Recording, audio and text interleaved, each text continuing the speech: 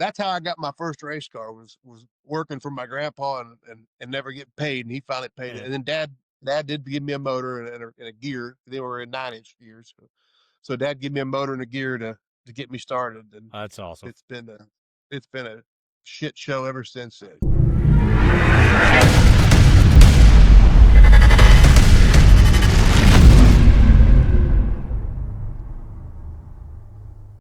Hey, everybody. Welcome to Mid-America Dirt. I'm Skip, and I'm super excited to be joined by Kip Hughes, Enid, Oklahoma. How you doing today, sir? So far, so good. It's been a long morning of getting tires ready for the dome. So I was sure glad that this come about so I could take a break and get away from the grooving iron for. Yeah, I hear you. I hear you. So how many tires are you going to have to take to the dome? Oh, I don't have a whole lot. I think I got 12. I'll take 12 with me, counting the cars. So not a whole lot Yeah. compared to our normal, what we usually carry with us. So. I was talking to some folks yesterday that are going up there, and I didn't really realize this, but if you have a flat up there, I mean, that's pretty much it for that day, right? Down Yeah, that race. yeah, That's pretty crazy, isn't it? much. Yeah, there's no hot pit all weekend, so you better take care of your stuff the best you can as far as tires go, because like you said, if you have a flat, you're done. You're Yeah. watching. Do you get any courtesy laps? I don't remember seeing that. Do you get any kind of courtesy laps at all if something happens to you? Not that I know of. Okay, I didn't think so. As far as I know, if something happens and you can't, there's no hot pit area, so you're screwed. Yeah. Go back Yeah. to the trailer and find the closest spear stand. Plenty of that up there, man. I love that place. I love that place. So, Kip, I don't know much. I don't know much about how you got started in your story in racing. Can you kind of start at the beginning? And do you come from a racing family? And kind of tell me how you got into it. I do. So my dad, uh, gosh, I'm trying to think of what year he started races. I think he started like 74, 75, 76, somewhere in there. And he started in street stock, which back then was a lot different than our street stocks now, obviously. And then progressed up to a semi-late and then ran late models. And I can't remember how it all worked out, but he ran late models basically from 80, give or take a year, say 80, all the way up till he retired in, gosh, 2000, I guess is when he finally retired there. Did he race So a yeah, I grew series? up. Not really. I mean, dad just retired as a contract pumper, so he was self-employed. Always took care of oil wells and oil field, and worked 7 days a week from the time he was in high school up till about a month ago. So uh, work was obviously number one for him, and he would still. I don't know how in the hell he did it, to be honest with you, because he would run Enid, Woodward, and I think Wichita Falls on like a Friday, Saturday, Sunday, make that circle, and still come back, every day and put in his whatever, at least 8 hours. Golly, I mean, man. some of that stuff you would kind of, he would kind of, I'm sure, kind of fudge the books on a little bit just to say, whatever. But still, there was, I don't know how the hell he did it, to be honest with you, but that's how I grew God. up racing was, you go racing and you come home and work. So, staying the night somewhere was always a treat for us because we never got to do that kind of stuff. But anyways, uh, he raced up until, gosh, I mean, he hit it solid up until, well, 91. And he got a asphalt late model ride to run I-70 in Lakeside. And on his second night out, which was at I-70, he got in a big crash, big fire, and got burnt pretty bad. So about the next 2 3 years, 2 years, I guess, he spent healing up, both physically and financially because of being self-employed. You kind of gotta take care of work, and there was no PTO or anything in his Yeah. world. So No Aflac. so it took a little time to heal up, and then we bought a new in '93. He bought a new GRT late model, and we went over there, picked it up, come back, and he went back to racing, and then I raced up till 2000. Well, 99, I guess, and in 2000 I ran a couple shows, and I started in 2001 at Enid. Okay. It's been wide ever since. 93 got a GRT, man. He's one of the early GRT guys. That's Yeah, getting back there pretty. That's getting back there pretty far. Yeah, that was yeah, I'm trying to think. I think Bill was driving the house car. I know he was because he was building when we went and picked that car up, he was building his, I call it the world famous one piece hauler ramp truck deal. That was just that thing's so badass. But anyway, he was building that and I was being a little kid, I was 10 years old. I was went over there nosing around in it, or 9 years old, I guess. But went nosing around and he let me put a couple pop rivets in it. That was the first time I met Bill Fry. I didn't know who he was. I thought he was just some guy building a truck back then. And then you got to get to watch. You're like, man, this guy's kind of a badass. Then you get older and really start paying attention. It's like, no, this guy is the badass. Like Yeah, he this is. guy's, and he was cool to me back then. So I've always had a ton of respect for him, just because of he gave me the time of day back then. So Yeah. I got to race with him one time and I beat him. So that I don't want to race him anymore. Oh That's it. man, I got you. Done. Yeah. Hey, I wouldn't be surprised if that dude can still get out there on the track and beat some folks. I mean, for real. Yeah, he jumped in one of Brady Ross's cars at Thunderbird and for a Sooner race, and I won. I think he runs second, and that was it was that's pretty cool. Yeah. I Yeah. know I know he's been out of the seat for a while, but it doesn't matter. I mean, when you're as good as Bill Fry, you're always as good Yeah. as Bill Fry. You know what I mean? He didn't Yeah. forget nothing. He just, or maybe I'm just telling myself that because I actually got to outrun him at one time. But yeah, I don't want to race him again because I don't want to screw up that record. Yeah. You're Batting a one thousand's a lot better than batting 500. 1-0 against that Hall of Famer. That's pretty good. That's right. I'll take it. I'll take it. when I met him, I was over there at Arrowhead. I don't know if it was the day that I met you the first time over there or not, but one time at Arrowhead, when I met him, he was hot lapping somebody's stock car over there. And Yeah, I wasn't there then. yeah, and some guy from I think around Texarkana, but because he had two cars there, and I asked him, I said, who's driving this other car? Because he had a son there. Is your son driving it? He's like, no. He's like, Bill Fry's going to hot lap it for me. It's right over here eating. So that's the first time I met him, and I got to see him hot lap. That's the first time I'd seen him on a track since, God, I don't know, not 4 or 5, probably 94. So that was pretty cool to see that. But Yeah, I don't ever remember him be at the racetrack where he was at. I remember just, you get the old Jayhawk Racing Journal or Speed Sport News, and you look in there and see who you could see. But I don't think I ever remember him being at the racetrack. I was young, then, so I was more worried about hot dogs and playing in the dirt, yeah, I got you. paying attention to what's going on around me. Had I known then what I know now, I damn sure would have paid a lot more attention. But Yeah. yeah. Did you guys out where you're at? Did you have Did you ever have any MLRAs or Habitampas out there? Oh, I'm trying to think. I know it seems like maybe way back when there was a World Outlaws race at Enid, but for the most part, as far as I can remember, maybe some Mars stuff. I don't. NCRA was pretty much what kind of ran up and down I-35. You had Wichita, Enid, Oklahoma City, and they were at Tulsa over there. So we had more NCRA stuff when I was growing up. Even I mean up till now, really, I guess it was always just more NCRA around our area than Mars or Habitampa stuff. I do remember going to a Habitampa show at Muskogee there in Yeah, Oktoberfest. I I think I think, went to one there too back in the day. yeah, That but that that or God, MLRA. I can't remember which one. I can't either. It's been too long. So, uh, Eddie Martin's told me a lot of quite a bit about you. So, but have you raced just about everything that has wheels or? Yeah, I think so. Yeah, I got to kind of look around the shop here to see, but I don't. I mean, I started in modifieds, and then I ran a little bit of late model stuff after the modified, and then I went sprint car racing and ran some non-wing sprint car and wing sprint car stuff. And then I got hurt there, and I sucked at it. I really wasn't that good. I was okay, but I wasn't. I was better in the modified stuff. So I sold that deal, went back modified, then that ventured into late model. But along the way, I run some super stock stuff for Kurt Nolf out of Wichita. There's a bunch of 10 to win races around back in which is like the street stocks at Lucas Oil now or whatever.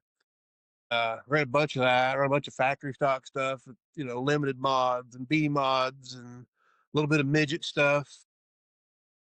Now I'm Oh, starting to venture off into the Silver Crown stuff, which is pretty sweet. how you Yeah, like that? yeah.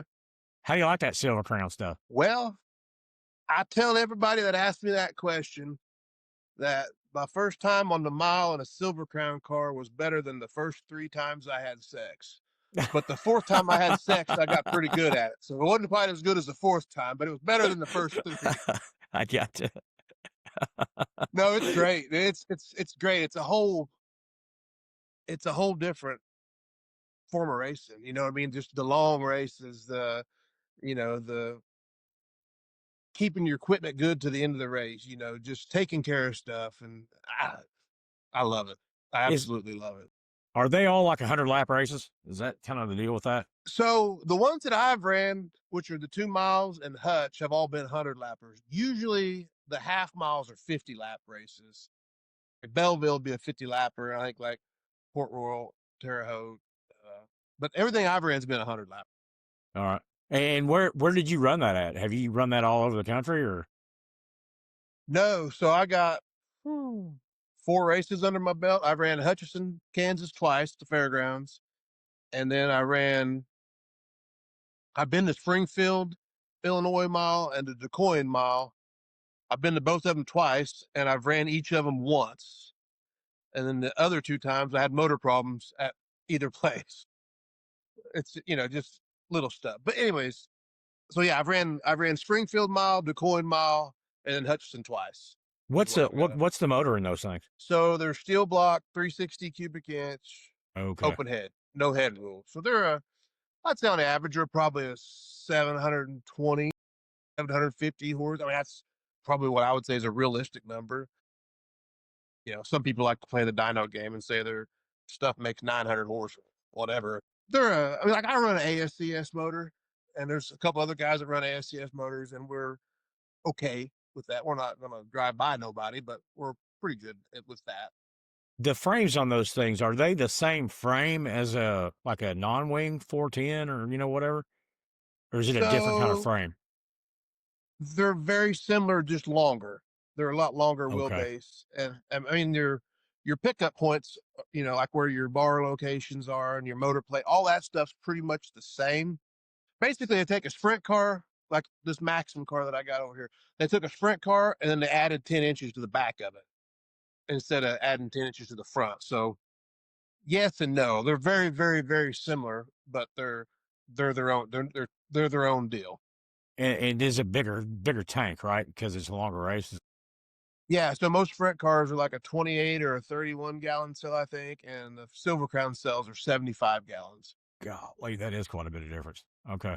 Yeah, that's why they call them the big booty girls, because they got a big old I fat got you. butt on them. That's another thing that's fun about it. You start the race with 75 gallons of fuel on the back of the car. The ass is dragging the ground like it's a dump truck, boy. I mean, you feel fuel, it's just heavy and slow. It just kind of wallers like a pig. Then as fuel starts burning off, your car starts changing. So you'll have 4 or 5 different race cars in During the one race. race because just the way the fuel burns off and everything starts changing. Start tuning shocks and adjusting weight jacks and stuff. It's just a fun deal. I love it. I'd like to see it. I'd like to see them. I haven't got to see very many sprint cars yet, but it's going to happen next year. I'm gonna see some more. Have you been in the Chili Bowl? Have you ever raced in it? 5 times. You've been in Yeah. the Chili Bowl 5 times. Oh, that's freaking cool. How'd you like Yeah. that? Usually I run on a qualifying night and see all them guys that go fast in the midget stuff, they screw up their Saturday nights because they race way into the night on Saturday night. And I'm a kind of a social person. I like to hang out and, enjoy the crowd and the spirits and the atmosphere, if you will. So I always made sure that I was done early on Saturday, like Saturday mornings whenever I did my racing. Yeah. And then I could go back to having fun over there. No, I sucked at it. My first year, I won the J feature. So I got me a plaque that says J feature. Every feature winner gets a plaque over there. And I got one that says, I won a feature to Chili Bowl. And I thought, it ain't going to get no better than that. Yeah. I tried. couple more years just for something to do, just be different. But I suck at it. I mean, I'm 6'6", 280 Yeah, pounds. I'm I'm about not to going to say. win a midget race. I'm about to say you're Yeah, not young. You're not young hands tall, but you're pretty tall. You're up there pretty close to young hands. yeah, Gotta be. yeah, Yeah, yeah. It's there's not much room left in the midget once I get. yeah. What's the secret to that? Do you think to being able to go through that and get to that last night of feature? Do you think there's a just Hell, I don't know. I didn't make it past the J feature ever. I you don't know don't what the you don't you don't secret you don't have an opinion? You got to have giant balls, a good pit crew, a Been doing it. whole lot of luck. I don't know. I mean, it's just, I don't know. I've sat there and I've been to, so I'm 41 and the Chili Bowl's however many years old it is. And I've been to every one except for the first year. I've never missed a night from the second year on. That's one of my Wow. little stats that I like to keep going. I get to the point where I'm tired of going, but so I've seen a lot there, and it's always been. I've never figured out what the. I mean, I thought Swindell had it figured out because he was pretty good there, and now he struggles to make the show. So I think it's a moving goalpost. I don't know. I don't know. It's an amazing event, amazing venue. Does Everything about it. Wow. is it pretty physically demanding while you're driving out there Well, it on is that? if you're a big, tall, fat guy because you wadded up in a ball and you can't breathe. Yeah, I would. Yeah, yes, Yeah, you got to be in very pretty much good. so. Yeah. Yeah, I was. I packed in there. So once you, put your knees against your shoulders and try to breathe and drive, it's kind of tough. A lot of it's probably just the anxiety of holy shit, I'm at the Chili Bowl, and just you work yourself up, and if you just once you kind of slow yourself down and get going. I don't think it's any more demanding than any other form of midget race, any other track with a midget. But it ain't you. You ain't gonna lay. I think the best way I heard it described, and I might be wrong, but a buddy of mine, Shane Cochran, told me one time that Jack Hewitt said that if he's going to race a Silver Crown the next day, he'll lay out all night long, hang out, drink beer all night long. If he's going to run a 410 non-wing sprint car, then the night before he'll just drink a couple beers before he goes to bed. And if he's going to race a midget, he don't drink no beer. He goes to bed. So yeah, I would say it's pretty. It's a demanding deal, but that's just midget racing. Yeah. Okay. Yeah, I'm going to my first one this year. So I'm kind of excited about that. And I know it's a big deal, and I'm excited to go over there and watch it. Now I've never seen a midget race at all. Period. Ever.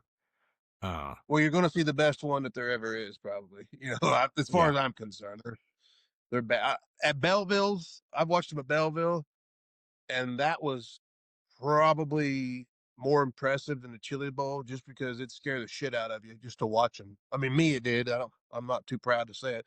It was intimidating to watch them just fly up there, and knowing that what one mistake's going to do to them, it was wild, very That intimidating. that Belleville track, is that the one that's like just kind of a big circle where you just don't ever let off of it? Mm-hmm. Yeah, it's I may be a little off on my numbers, but it's like a 5/8 on the top, a half mile on the bottom, and a whole shit ton of banking. And the only straightaway is the front straightaway, and it's about, I don't know, 100 foot long. Other than that, it's just big old circle around there. I've ran there several times, and it's a fun place. Yeah. You can Yeah. get yourself in trouble pretty quick there too. That's what I've heard. That's what I've heard. And I heard it too. It's a lot of times it can be pretty hard on your motor. Well, like the late model guys I've heard say. I guess because you have to Yeah. be on it all the time. Oh yeah. Once the green flag drops, you put it in the wood.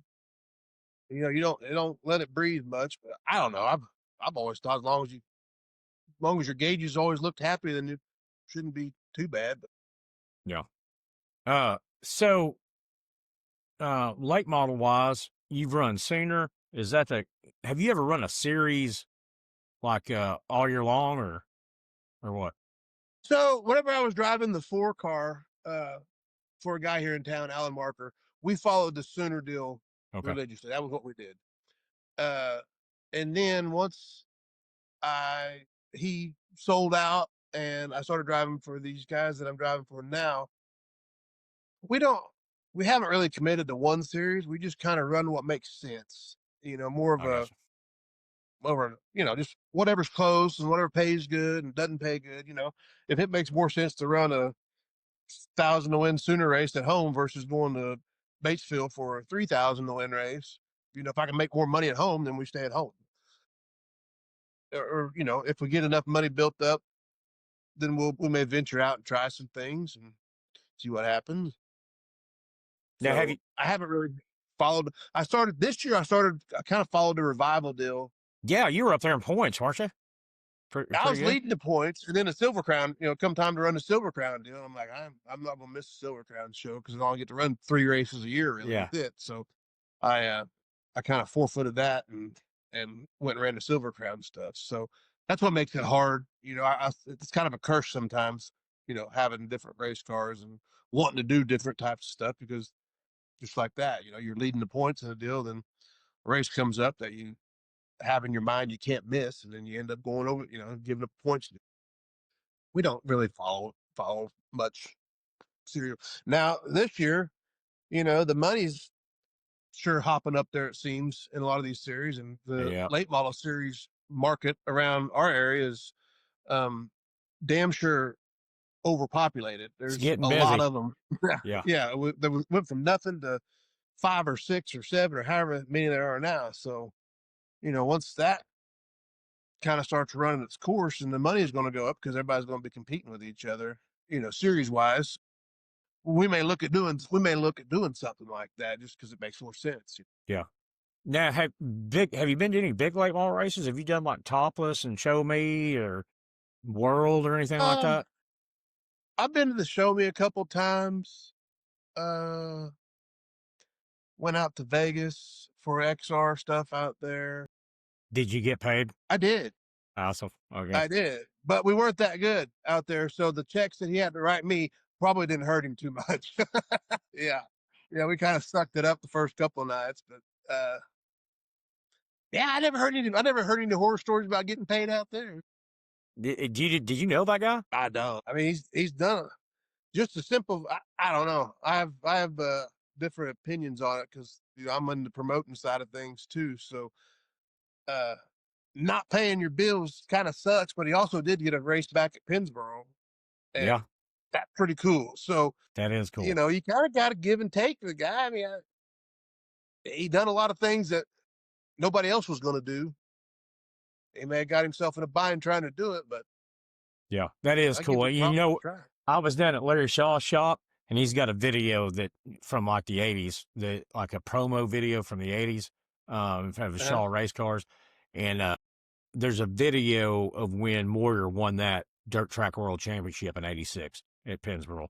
So that's cool to kind of see that, know that that track's back up and going.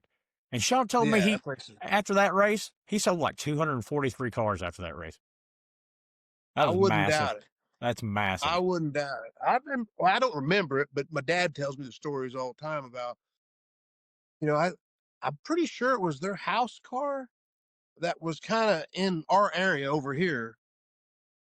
It may Yeah, I have can't stayed in Woodward. can't remember that guy's name. Uh, Don Jeter was the money that's behind it. it, and Buck Cadwell. I remember Buck driving it. That's it. That's it right there. Yep.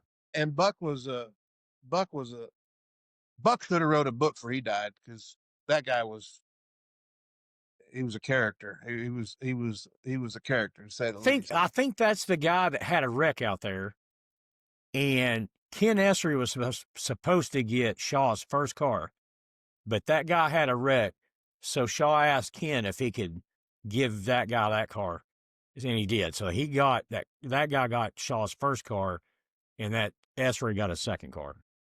I wouldn't. I wasn't around then, but I wouldn't I doubt it at wasn't all. I either, just but remember seeing. I remember seeing pictures of the LS1 car, and it was a Camaro body and had the windows in it. The body was low, and it just looked. I mean, badass. There's no other way to describe it. Just badass. yeah. Yeah, but yeah, that is cool, man. At that Pennsboro thing, that was pretty cool. So, talk to me about promoting.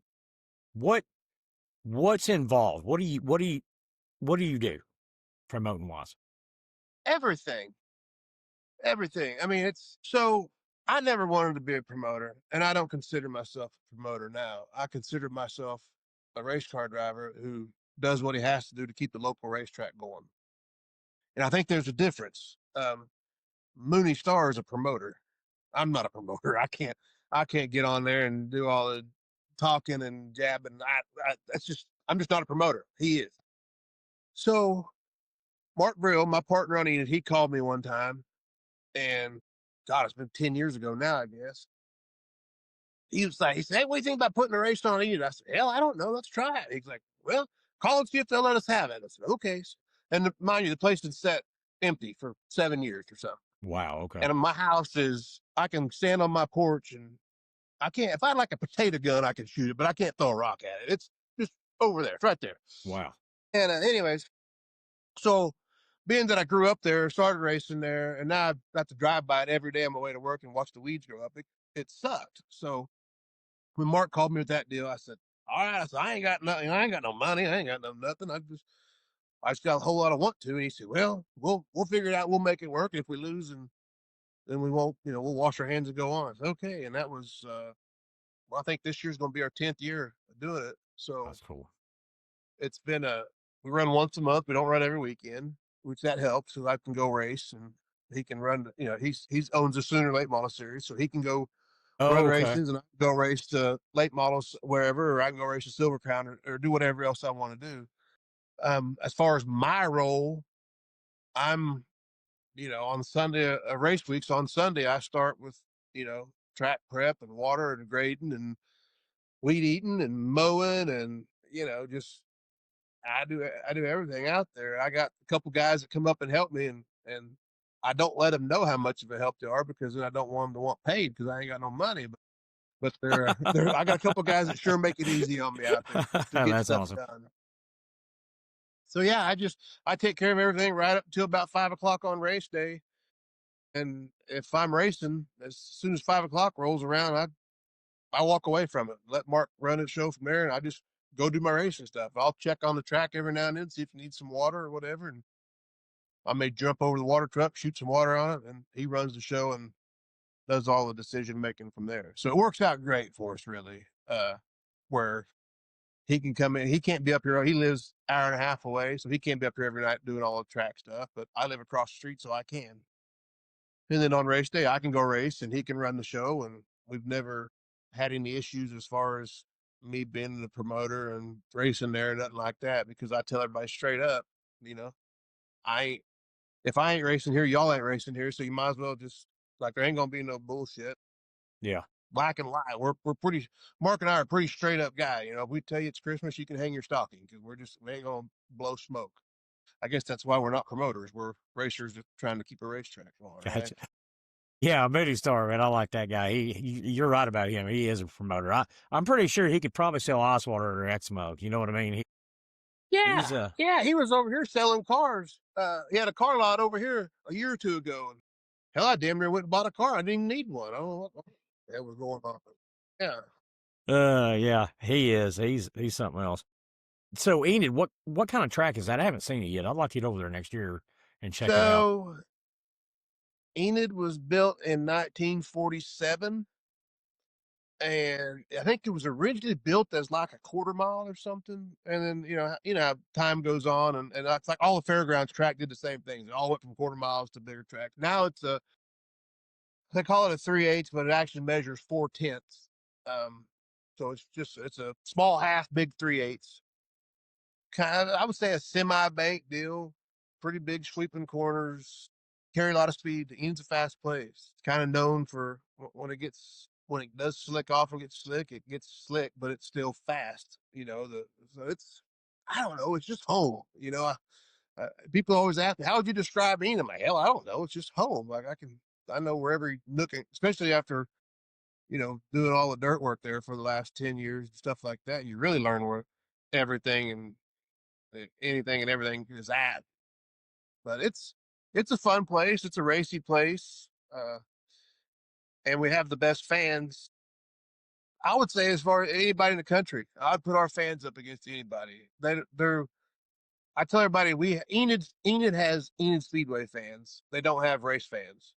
They don't care what we're racing, what's going They on out just come there. to If the watch. gates are, they just come to see what's going That's on and hang awesome. out and enjoy what's going on, which is cool because we don't have to have, uh, 50,000 to win late model show to put people in the stands. We can have 1,000 to win late model show and have the same people in the stands. So it's Enid's been great. We lease it from the fairgrounds, and the fairgrounds has changed management the last couple of years and for the better. It's been good. So I have no complaints other than I used to tell everybody that they tell me what I'm doing wrong and how I need to do stuff, and I say, hell, have at it, bud. I'll sell out for $1 if you want to do it. And now everybody quit telling me wanting to do it. So I guess I'm stuck with it. I gotcha. Do you guys race sprint cars over there at all? So we normally run late models, B mods, or B mods or sport mods, whatever the hell you want to call them. There's too many of them classes, but I call them anything but an A mods Yeah. because they're all whatever. And then we run the Mid America factory stocks and a front wheel drive class. We call them the hot shots, but basically like a tuner type deal. And then this year we're going to add a bomber class, which is a trophy class. And the way the rules, Enid and Longdale are using the same set of rules, and it's basically an entry level box stock type class, racing for a trophy. If you've been in the top 10 in any class at either track in the last 3 or 4 or 5 years, you're not eligible for the class. If you've won a Okay. race in any class, you're not eligible. So it's basically designed just for Entry level. your entry to get people out of the stands in race cars, That's cool. to get them hooked on our drug. So we're going to try that. And then back to the sprint car deal, we'll alternate with the late models. If we have sprint cars, we don't have late models, obviously, and back and forth. And we'll probably run 60% late model stuff and then 40% sprint car stuff. Okay. Because, like I said, our fans are just Enid Speedway fans. They're the same people that come every week, and we have a great crowd every week. But we're kind of on a fixed income because we know what we're getting at the gate. So we kind of got to space our shows with what we're getting coming in the gate, just to make it work out so we can do it again next week. Okay. Okay. Let me. You said you take care of the dirt work. Let me ask you about that. What kind of dirt have you got over there? What kind of service is it, and how do you work it? Like, do you farm it all night long, or do you just get it ready and then kind of water it down every once in a while, or what? So our dirt sucks, to be quite honest. It's kind of a sandy, loamy type stuff, but you get down a little bit and you'll find some of the old black, dirty clay, that was there from before. So we kind of got a little bit of everything, if you will. If we have a long break from when we race, if we race one night and then we race a month later, we've had a bunch of thunderstorms and stuff come through, then our dirt's completely different because it brings the sandy stuff up. So we're back to kind of, try to get rid of the sandy stuff on top to make the racetrack. If we race back to back, then our racetrack's super good because we still have that racing surface from the prior week on there. We can kind of rip through it and then turn it. My nose is itching. Sorry. Kind of rip through it. We'll have a good racetrack. So it's kind of running a limited schedule, if you will, like we do. It kind of makes our dirt. We'll have different dirt almost every time. But my normal routine that I've found has been working the best for me is if I don't rip it the night of the race, then after the races, whatever, I'll rip it like on a Sunday. And then I'll rip it on Sunday, and then Monday I'll blade it back and forth and water it. And then Tuesday I'll blade it back and forth and water it. And then Wednesday, Thursday, water, shooting the water to it because it's so big and so like sandy, it'll just drink water. And then Thursday, Friday we're watering, and then Friday night before I water Friday, I'll blade again, get everything kind of smooth back out. And then Saturday it's water, and then we got a big water truck that's got big float tires on it, which is the best thing we've ever bought because I can roll the racetrack right back down with that. Well, that's cool. So Yeah. I can kind of, I don't have to have 18 pieces of equipment to get one job done. And I'll just roll it on Saturday, and we'll water and roll it. If we get it too tight, we'll break it back apart like a sheep's foot or something, water it, and just lay it back down. And we usually get doing it that way it's kept the racing good early on, and then by feature time it'll widen out. Now like literally from the grass on the outside to the inside wall is just Wow. raceable racetrack. There's been nights it's been one lane and like a plowed field up top from all the sand and the rain and all that shit. So I've tried to keep it consistent and wide racing. Does it rubber up? It can. It's really weird. We had a sprint car, non-wing sprint car show this year, and the racetrack was beautiful. I mean, these guys they're running up against the wall. I mean, about to go off the end of the racetrack, and they're running down on the tires, and they're blowing through. There was at one time there was like literally 3 lanes, and then in between those lanes was 2 strips of just dirty, sandy shit, and then there's 3 lanes. It was awesome. And then they come feature time, the racetrack cleaned up, and they were racing all over it. And then we had a red flag, kind of a lengthy red flag. And once we went back to racing from that, it's like somebody just turned the lights off because it was just 1 lane or rubber on the bottom. I mean, instantly, as soon as we took back off racing, I'm like, well, we're doomed now, you know.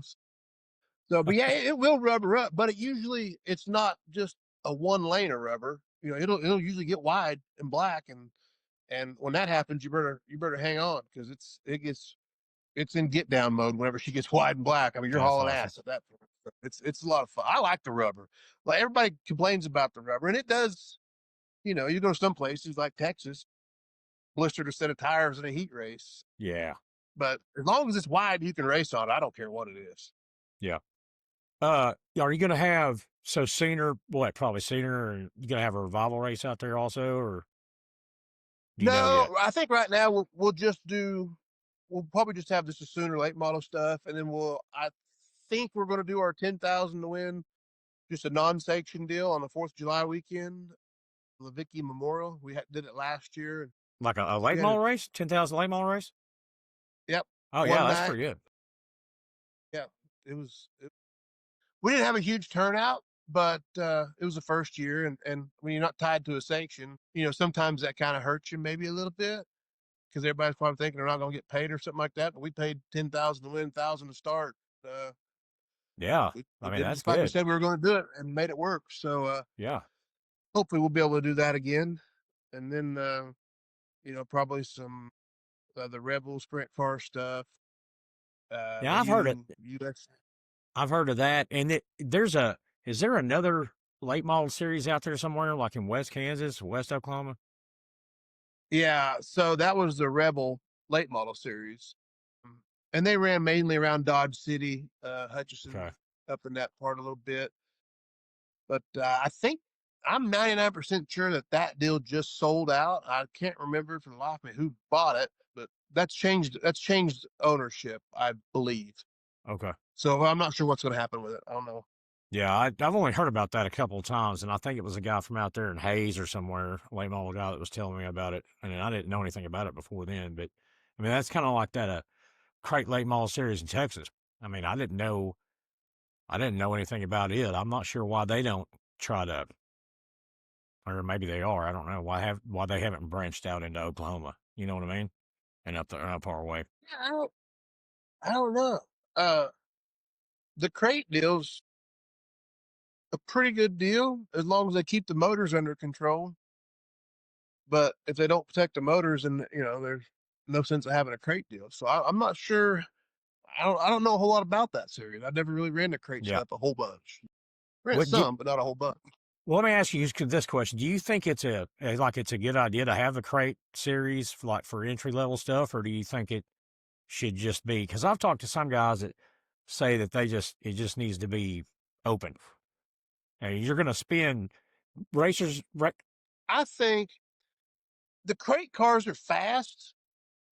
Shit, they feel slow as a driver. They feel slow, so I don't care for them for that.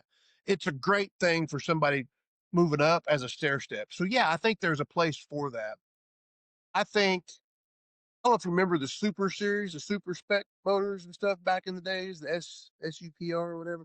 So they ran like a 360 motor, you know, not a stupid expensive motor, probably a 600, 650 horsepower deal, but was overbuilt for the power that it made. So it lasted all year long.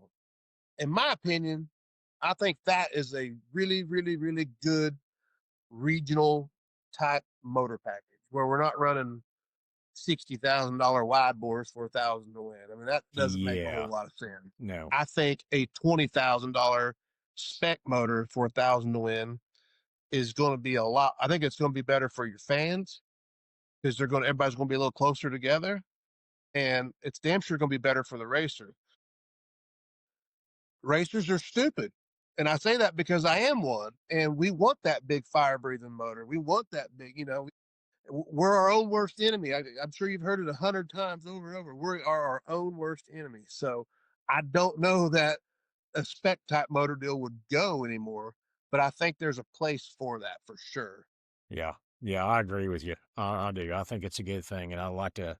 I think it would help in people that know me. I mean, I appreciate the hard work that the guys that run modifieds. I appreciate their hard work. I appreciate what they do, but I think we need less modifieds, more late models. That's just my opinion.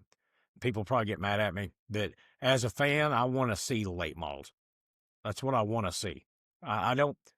I just for some reason I don't. I may have to cut this out, but I don't like the body style of a modified. I don't. Sure. Looks like a hatchback. That's the beauty. Yeah, that's the beauty of it, though. To each their own. You know what I mean? I Yeah. ran the modified stuff for a long time, and I still enjoy the modified stuff, but I got burnt out on it. I just ran it so much, and I definitely like the late model more than the modified. But what I don't like about the modified stuff is there's 87 different types of Yes. modifieds.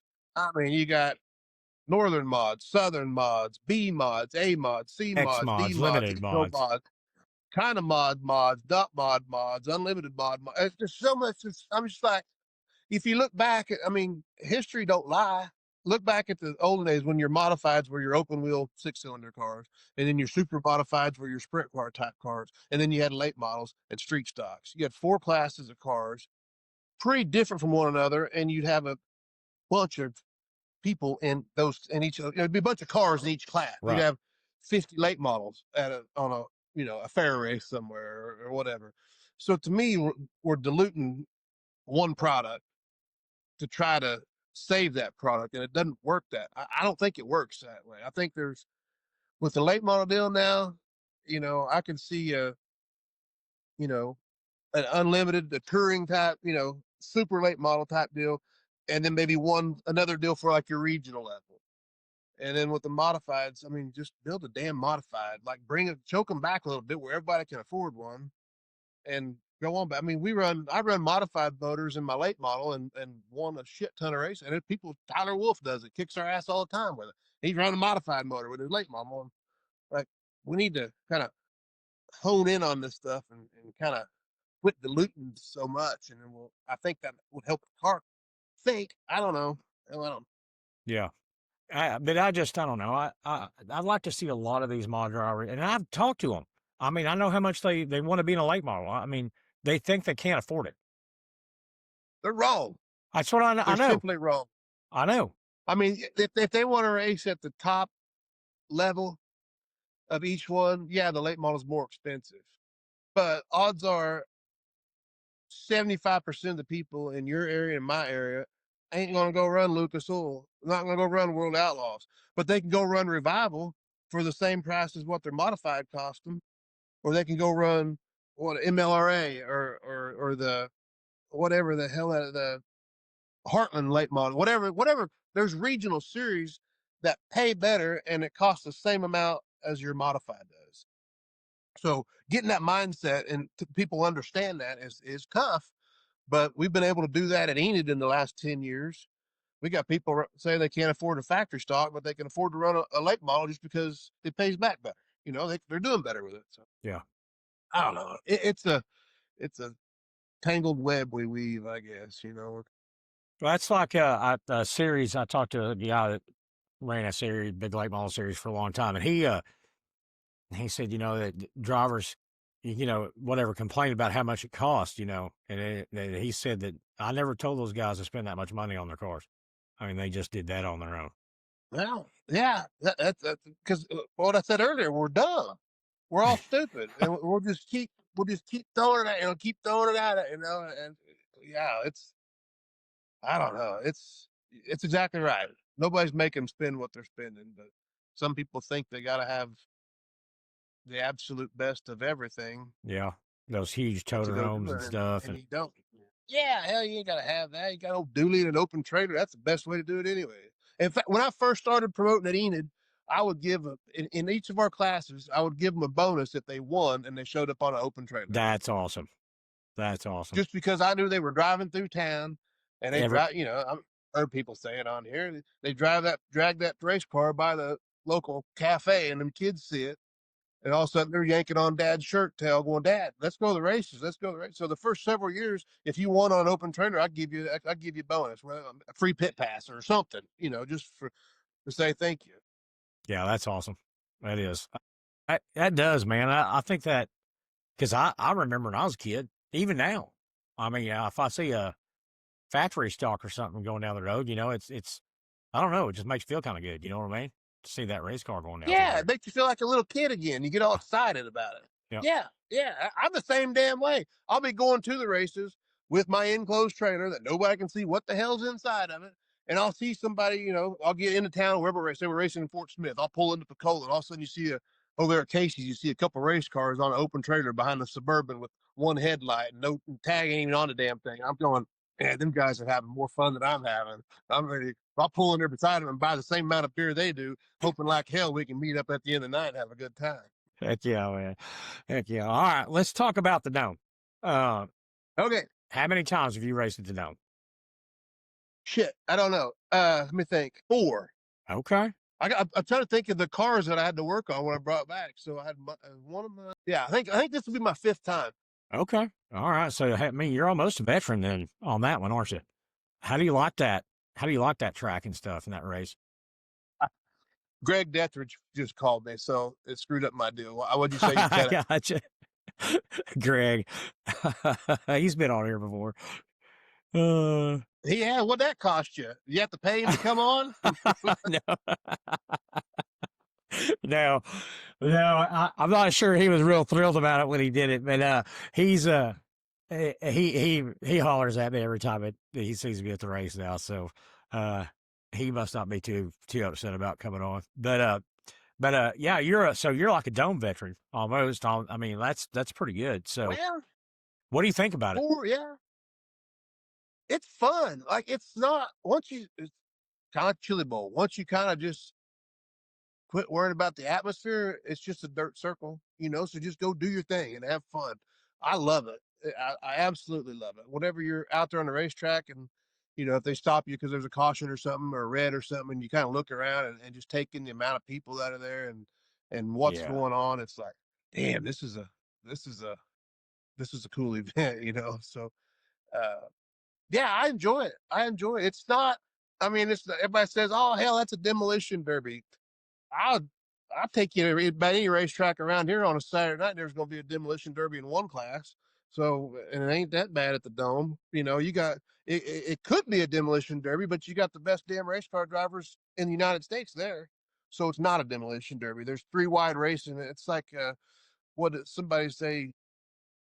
I think I could be off on my quote, but it's like fighter pilots in a gymnasium or fighter jets in a gymnasium. That's a pretty accurate Yeah. description. A lot happens fast. It's fun. I really do enjoy it. How hard is it to stay out of somebody on that track when you're racing? It's got to be pretty difficult to not, right? I mean, it, I don't think it is.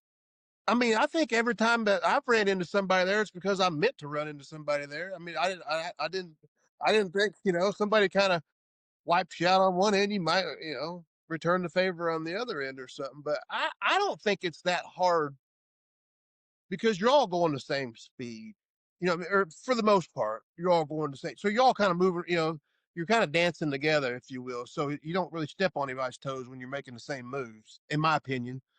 But if a guy didn't, if he, like Kevin Thomas Jr. said last night, if they wake up stupid in the morning, then yeah, it can present a hell of a problem.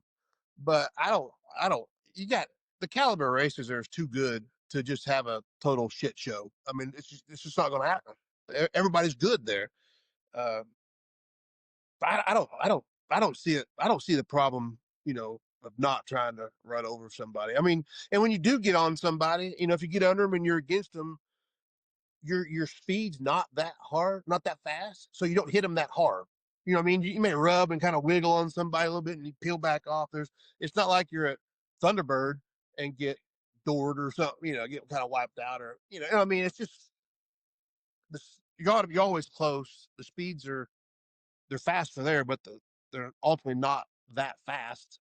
So yeah, If I you don't had think to it's if that you fast. had to guess, what would be on the down one of the straightaways, how fast are you going? I wouldn't have a clue. I have no idea because it happens so fast. You know what I mean? It's just a short distance. It's here. It feels like you're going 800 mile an hour, but you're probably going 45. I don't know. I mean, I've never seen that number. I don't know. It's good. That's a good question. Yeah, I I'd mean, like you're to know how moving fast that is. just because it's little. Don't mean you're putting around there. You're moving right Yeah. along there. Yeah. So how many how's the best have you ever made the feature? The Saturday night feature? No, not on Saturday night. I was in pretty good shape one year. Uh, in on my prelim night, we was in real good shape for Saturday, and something happened. I can't remember what happened. Like flat left front or something stupid happened. You know, then just went backwards from there. So Yeah. I haven't had the great. If I was going there to sell T-shirts, I'd have to do something else besides racing because my racing performance hadn't been the greatest there. I Speaking mean, of like that, one year. go ahead. Go ahead.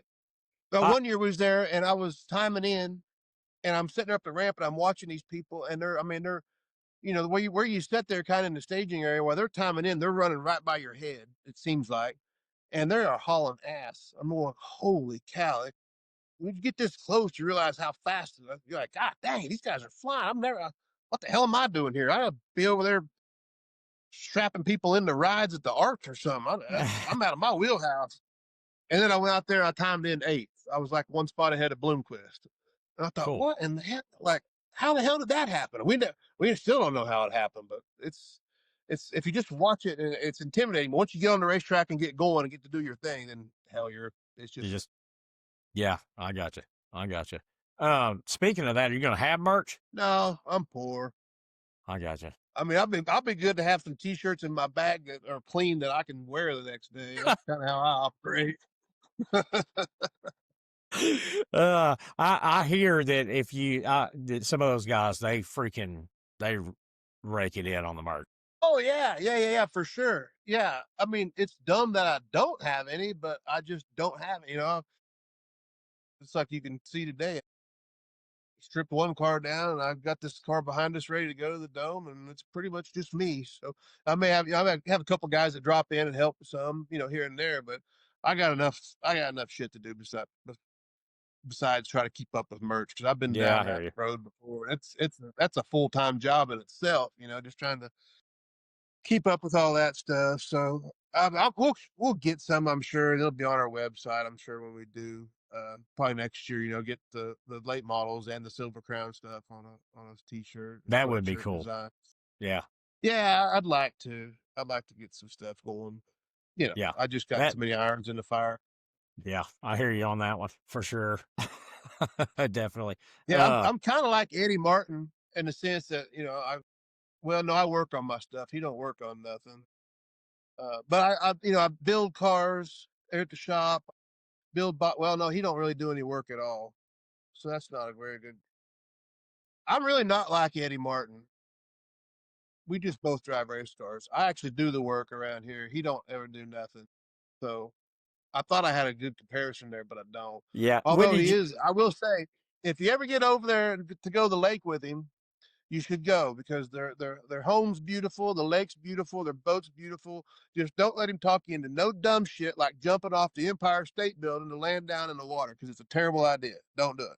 I got you. I got you. Yeah, I would like to check that out. He kind of invited us to come down there this last summer. I mean, we can't get away that much. When did you start running with him, racing with him and stuff? So in the first time I met Eddie, and I don't know how old he was, but I was a little kid. We were at Hutchinson for either the Hutch Nationals or the Hutchinson Fair, the Kansas State Fair race. And he showed up with a modified, and this was before he really took off, or he was back when he was kicking everybody's ass around home, but hadn't really got out on the big level yet. And mind you, I was a little bitty kid, and he parked next to Buddy Mullins, and my dad and Buddy were real good friends forever. So I met him then as I was a little kid. He was probably 20 years old. I don't know how old he was. I don't know how old he is now. It's been probably, sheesh, 90, 94, 95, somewhere in that area.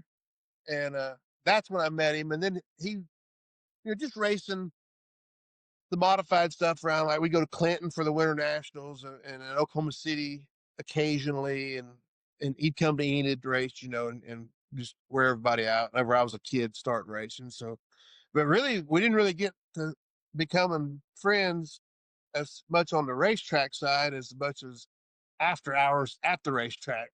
That's when we really hit it off and figured out, hey, we're pretty good buddies.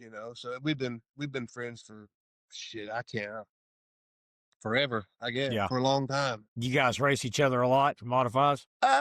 Not really, because at the time that he was really on fire in the modifieds, I I wasn't. I was just starting, and if we were in the same race, he was at the front of it and I was at the back of it. So we still never really raced each other that much. I would say up until the time that the Sooner late model deal started, that's probably whenever him and I were racing together at the front of the pack the most. He was driving the 91 Clint, I can't remember the guy's last name. I'm drawing a blank. But anyway, he was driving Clint's car, and we run together, stayed together. We had a good time. Yeah. Good time then. Who won more of those races, you or him? Now that depends on how many of them Michelob Ultras you get in you, and who's telling the story. Eddie's probably going to tell you he won the most, but I think we could probably go back and look it up. And I probably won more of those races. Now, in the grand scheme of things, he's definitely got me beat in the win category. Yeah.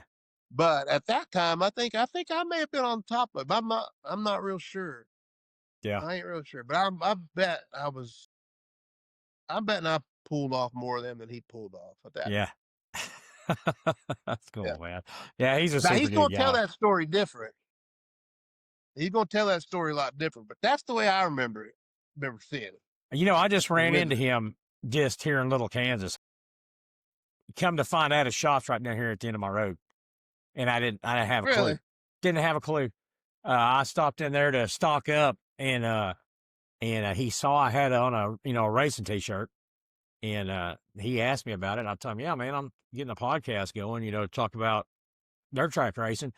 And he's like, man, I've been racing for 40-something years. Like, really? He's like, yeah. I said, that's how he hit it off. I didn't even know, man. He just ran into him down here at his shop. That's crazy how that works, man. It really that's is. why people should wear racing shirts more often. So Yeah, people can yes, affiliate you and know that you're a good person automatically. Automatically. Right off the bat. This person's good. Yeah.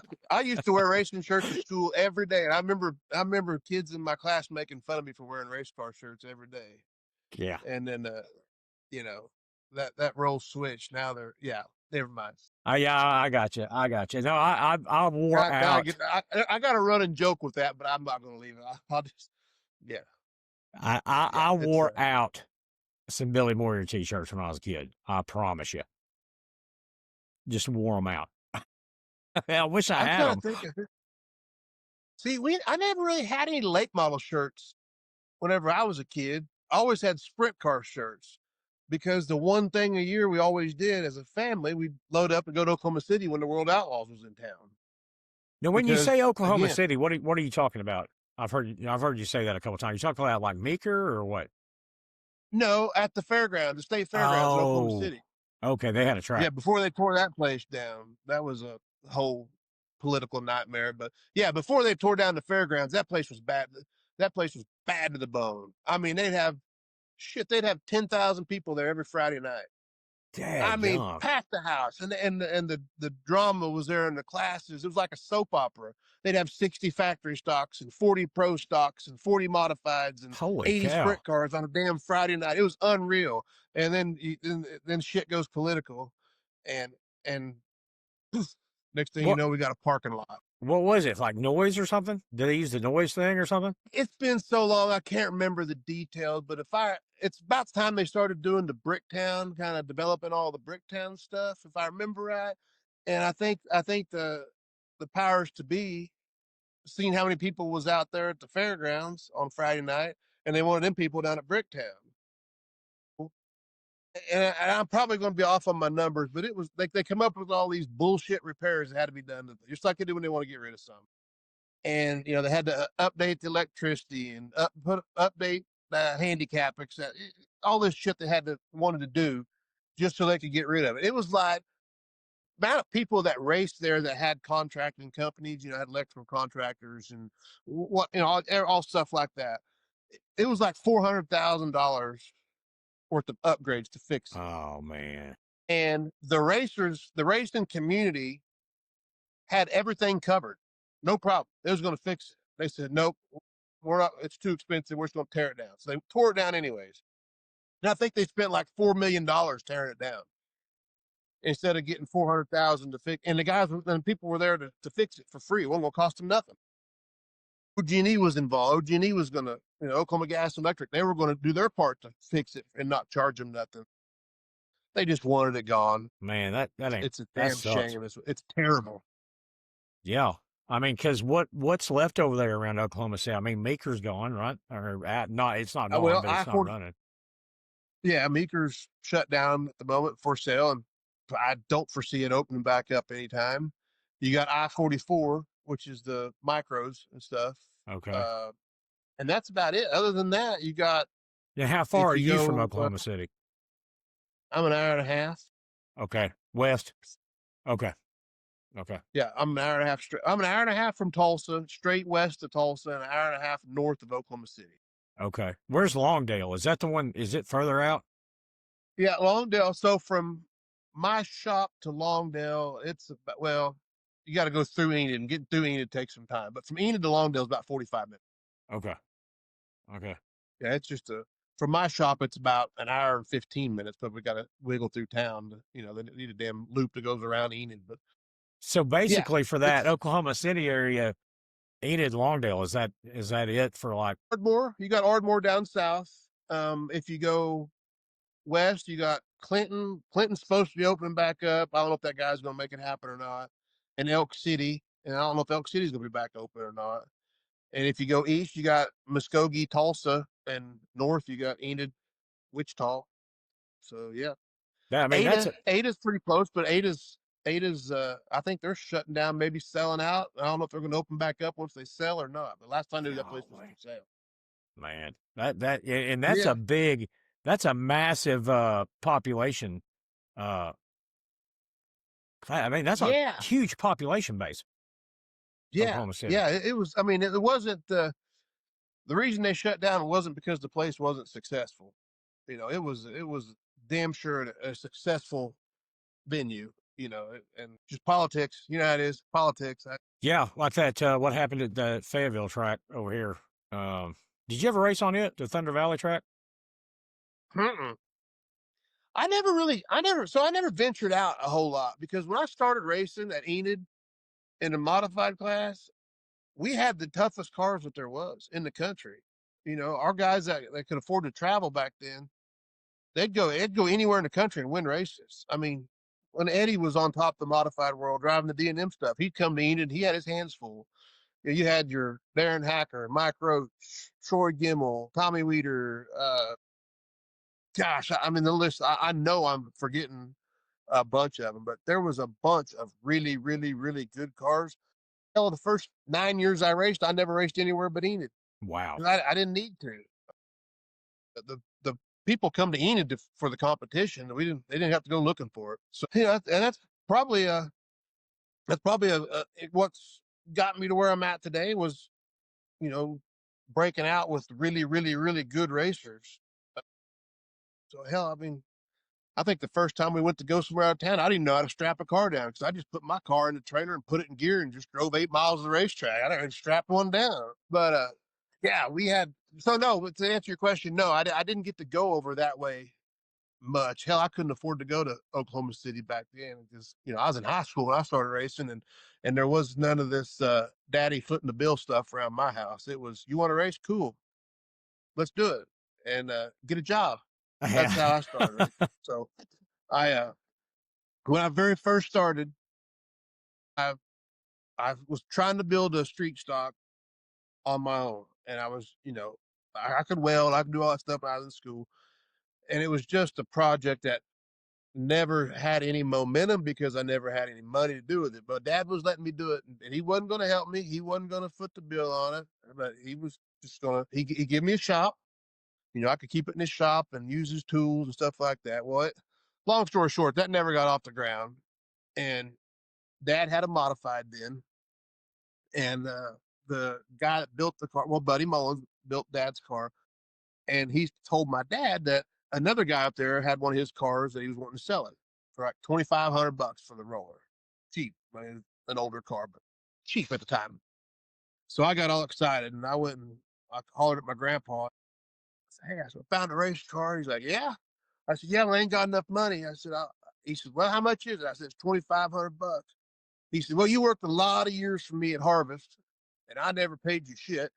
So you get 500, and I'll pay 2,000." Boy, that car that I was building in here in the shop was for sale for $500 before he could get the words out of his mouth, and I had it sold, gone. And me and him were in my mom's Suburban, headed to Wichita, Kansas, to pick up a modified. So that's how I got my first race car, was working for my grandpa and never get paid, and he finally paid it. And then dad did give me a motor and a gear. They were in 9-inch gears, so Dad gave me a motor and a gear to get me started, and That's awesome. it's been a it's been a shit show ever since then. I got you. I got you. Well, Kip, man, I've had you on here a long time. Hey, I asked everybody this before they go. You got anybody you want to thank or shout out? So yeah, and I'm gonna drop the ball and miss a bunch, but there's a couple people that have been with me from day one, and when I say day one, I mean from the time I was trying to build the damn Camaro in here with no money and just a whole lot of want to. Mac Tools, Danny Stratton. He's been there. He's my dad's best friend, and he sponsored my dad for all the years, and they've had business ventures together. Anyways, Danny's been a huge asset my whole career. I mean, he's always been there to help a little bit here. He never he won't give me no money, but he'll, if I need something, I don't. He makes it where I can afford to get it. Put it that way. Um, and then Pat McVicker has been there. The first time I met Pat, we were at Beaver, Oklahoma racing. He was in a modified, I was in a modified, and we're going down the back straightaway. And I'm young. It's like my first year racing, and I'm beating on this car's back bumper. All of a sudden, you ever been to the basketball games where they got them foam hands that are like this, but Yeah. they're giant. They're like this freaking tall. All of a sudden, this bare hand come out the window of this car that I'm beating on. It looked like one of them fingers, and it was giving me one of them. I mean, the biggest finger I ever seen in my life. And I thought, oh my God, I done pissed off the biggest person in Beaver County. Well, it was Pat McVicker. And ever since that day, him and I have been probably the best of friends. I mean, he's in between me and my dad's age, and he raced with my dad back in the day. We've been very, very close friends, and he's a huge help on basically any idea that I get come into. He's always pretty much on board to do it. The Silver Crown deal, he's pretty much my only help with it, and he helps me a little bit with the late model stuff. So Pat's been a great one. My car owners are out of Little Rock, Mike Bixler and National Solutions. Right Walls is the companies that they have over there. So they've kept us in really good equipment for the last couple of years, and they've been great to work with. It's been a great partnership. I'm forever thankful for that. Greg Deathridge, he gives me a discount on not on stuff that I buy from him. It doesn't cost me as much as it costs a lot of other people to be his friend. So because Greg's tighter than bark on a tree, so you got to pay him to be his friend, and he gives me a little discount on that. So I'm pretty happy with that. He helps me out. So, uh, but I mean, my mom, uh, she my shop's at her house. My dad built the shop, and my parents separated. I was in high school and stuff, and the part of the deal was that I get to my race car stays in the shop for as long as I'm racing, and my mom stuck to that. That's My cool. mom's been by my side for boy, we've done some dumbass things around here. And she's always been right there putting up with it. Maybe not rooting for us, but she's put up with this stuff for a long time. Forever grateful for her. My dad, my dad don't say a whole lot. He's pretty quiet, but when he does talk, you listen. He's one of them kind of dads. Yeah. So he's been a huge help. I almost, I'm not gonna say hate because that's a pretty big word, but it pissed me off so bad that he wouldn't just buy me a race car whenever I wanted to race. Yeah. He wasn't wired like that. It wasn't going to happen. He made me work for it, made me earn it, made me do it myself. And back then it pissed me off, but now that's probably the best lesson I've ever learned in life was that if you want something, you get your ass to work and then make it happen. And so I'm damn sure forever grateful for that. My family's always my wife, my kids, my stepkids. They support this stuff that I do, and sometimes I wonder why, but they've uh, they've just been good. My wife will take the kids and go play ball, and I'll go racing. And I was at DuQuoin or Springfield or somewhere, and she didn't even know where I was at. She just knew I was out racing. She's like, "Well, let me know how it goes. Send me videos." I'd call her to see how the ball games were going. She called me to see how the races were going. So I got a really good circle of just family and friends around. Some Troy Bynum, Damian Pataka, both of them race sooner late models with us. Troy's owns a heat and air company in town. Damian owns a body shop in town. And if I need something out of either one of them, they're there in a heartbeat, and they know that I'm there for them in a heartbeat. So they've been. We got a really good group of friends here in Enid that go race together. It's a pretty special thing, That really, in is the cool. grand scheme of things. It's really just a special thing. Yeah. I just got to thank everybody at Enid Speedway um, that supported the racetrack. That's as a fan, as a racer. I don't know how many of them will see it, but anytime I get a chance to thank them, I try to thank them because they're a special group, and you always got your bad apples, but I always say without no Joker, there ain't no Batman. So I appreciate each and every one of them that come on and help and do things to keep racing alive around Northwest Oklahoma as a whole. So, uh, you know, family, friends, sponsors. I just thank them all. I can't thank them enough. Yeah. That's awesome, man. Well, Kip, I appreciate you coming on here, man. It was good to get you on here and talk to you. I've been wanting to get you on the show, and I may have something else. We'll talk about this later, but uh, it was good to get you on here, especially before the dome. So that's pretty cool, and hopefully I'll see you up there. What night are you racing? Thursday? I go Thursday night. Yeah. That's the only night I'm going. I think Thursday night, so I'll actually get to see you race. So that'd be pretty cool. Get to see you up there, and man, I hope you do get up there. I do. Yeah, we're gonna go have fun. So that's our objective: is go have fun and kind of unwind a little bit, so we're not too cranky all winter long. So I got you. it'll be a good time. I got you. Well, thanks for coming on, Kip. I really appreciate it. Hey, no problem. Thanks for having me. Like I said, thank you for your shows. That's how this whole deal got started. Was I was watching the Bill Fry, the Wendell Wallace, the Wayne Brooks, and the David Gibson, and all these guys are people that I watched racing when I was a little bitty kid, Yeah, and it was really really really cool to see and hear from all those people. And I didn't know until your show. I didn't know that Tony Carden was still around. I remember I'm him and Burton. trying. Somebody's going to see this. If I'm trying to hunt him down. I, honest to God, and this may sound bad, I thought he was dead. I had no, I just assumed. I didn't know because he's out of Dropped the off the racing face world. of the earth. Yeah, yeah. I thought something happened, and life goes on. That's how it worked. And then I heard Bill say that he he works for some construction outfit or something, and he's running equipment, and he sees him all the time right down from his shop. And I went, holy shit, that guy needs to be on the show if he would do it, because that would be a really good one. But Yeah, I'm trying. but anyways, I'm trying to work on it. yeah, yeah. Thank you for everything you do, and Well, keeping us old guys alive, keeping us old guys in the circle, if you well, will. man. So it's Hey, I'm a fan of the sport, man, and like those guys you named off, the same way as you are. I watched them growing up. And I mean, I want to hear from those guys, but I also want to hear from, the local people. You know what I mean? That just Sure. people that are Yeah. just starting out. I just want to hear. I like to hear from everybody. Yeah. Everybody's got it. It's interesting to hear everybody's perspective on events and things that have happened, and Yeah, just uh, I'm kind of I'm guilty as being a racing historian per se. That's probably why I like the Silver Crown stuff, because there's so much history in that stuff. So yeah, the history and the hearing the stories and the people that were there and all that kind of, that's something that I really enjoy. yeah. Well, I appreciate it, and thanks again, Kip. I appreciate you coming on. No problem. We'll see you Thursday. All right, see you Thursday. I mean.